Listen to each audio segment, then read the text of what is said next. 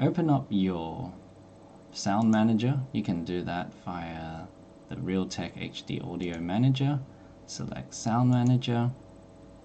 And now, look over here. See where it says on the black cable, it says side speaker out. If you're like me and you've got a 5.1 channel, what you want to do is left click this one, change side speaker out to rear speaker out. And now you're going to get some sound going. For some reason, every time I switch sound sources, maybe I've watched a movie or something on a different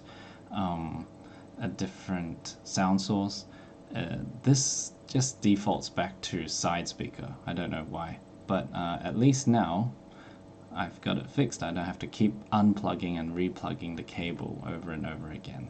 Good luck.